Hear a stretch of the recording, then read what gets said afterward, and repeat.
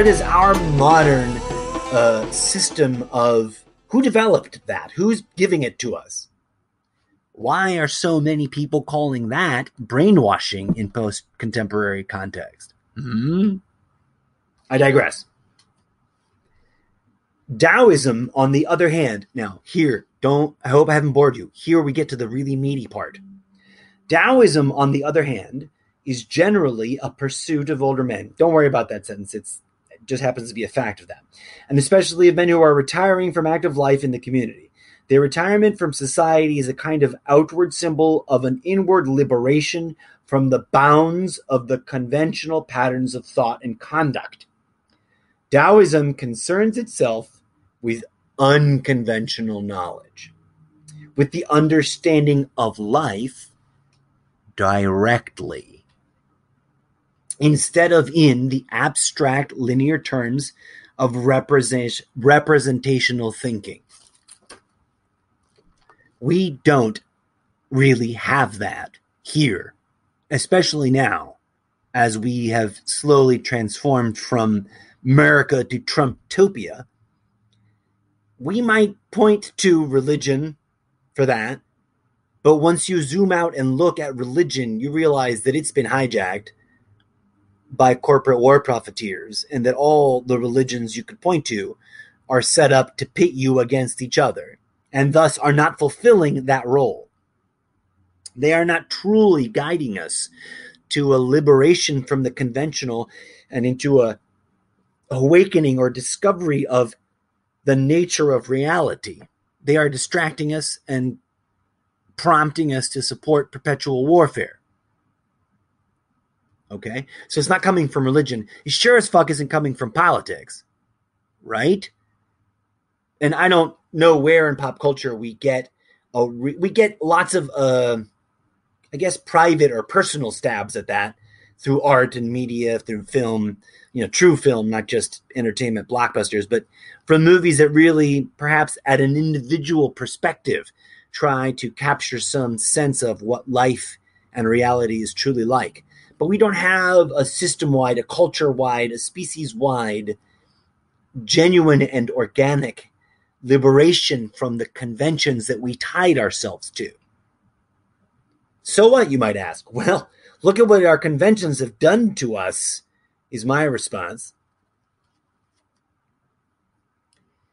Confucianism, I can never pronounce, Confucianism presides then over the socially necessary task of forcing the original spontaneity of life into the rigid rules of convention.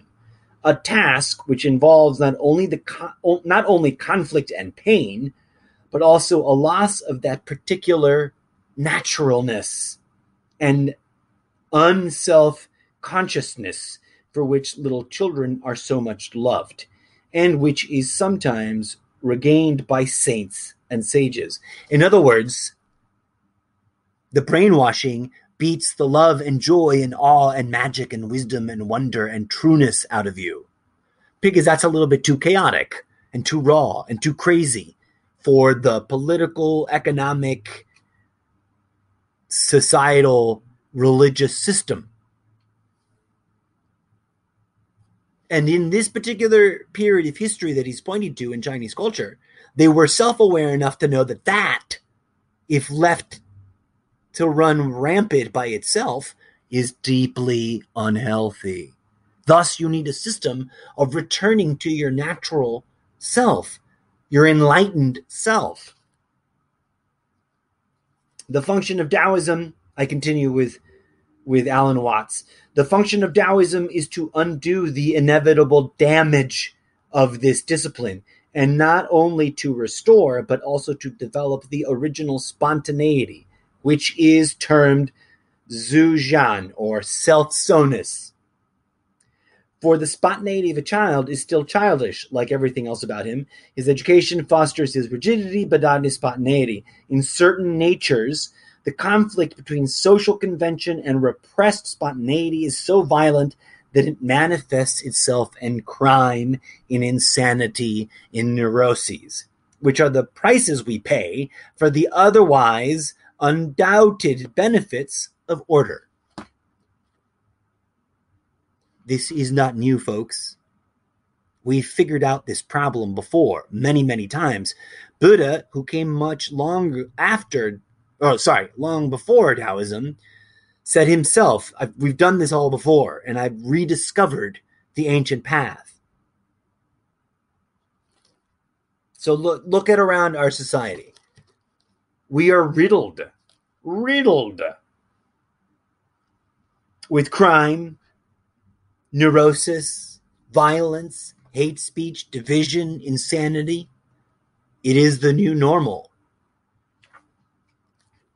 Could it be perhaps because we have stripped away, we have done this to ourselves because we are inseparable from our species. This is a species-wide action, a species-wide tendency. We have stripped away and ridiculed and marginalized and made easy to neglect, ignore, and belittle the natural means by which we might heal ourselves, to put Alan Watts' ideas into different words. And I wanted to get to the really best part right here on page 11. He warns us, after saying that, about repressed spontaneity might be the very reason we are so violent and crazy. Our repressed divinity might be another word you could put there. Taoism must on no account be understood as a revolution against convention, although it has sometimes been used as a pretext for revolution. We use the word revolution a lot. There's a lot of people out there on social media talking about how we are dangerously close to needing a political revolution. And of course, we're always, every 15 years, telling ourselves that we need a social revolution. Let us take heed to Alan Watts' words here. I'll repeat what I just read. Taoism must on no account, and you can, given the general sense of the whole book, you could insert spirituality, meditation, Zen, Buddhism, your personal favorite religion. When practiced in the true sense, in the original meanings, in the original intent of the prophet who spoke the words, and not the way it's been hijacked, right? We must, and you can also say, this given moment in time, our need should not be misunderstood as a bloody, violent revolution of the external type. Taoism, he continues, forgive me, I totally muddled my words into his words right there.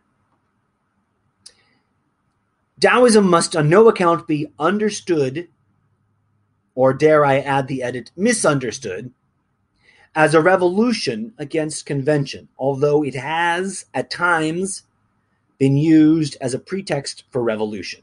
Taoism is a way of liberation which never comes by means of revolution. Liberation never comes by means of revolution, since it is notorious that most revolutions establish worse tyrannies than they destroy. Let's pause on that point for just a minute. Revolutions establish worse tyrannies than they destroy. Is there no better, more clear example than our good friend, or recently deceased friend down in Cuba, and whatever his family carries on, right? And they're slowly becoming more democratic because there's perhaps an internal revolution going on.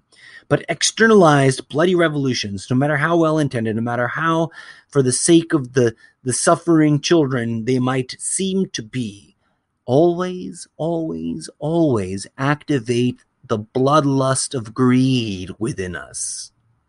Those who end up in power are infected by the very violence that they used competitively. The very competition of blood sport against the bad guys activates your thirst, your unquenchable thirst for greed and power, and thus a great new tyranny is established.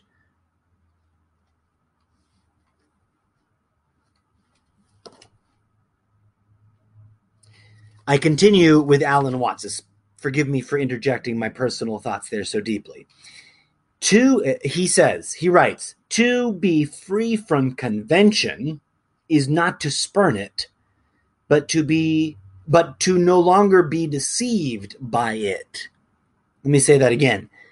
To be free from convention is not to spurn it, but not to be deceived by it. It is to be able to use it as an instrument instead of being used by it.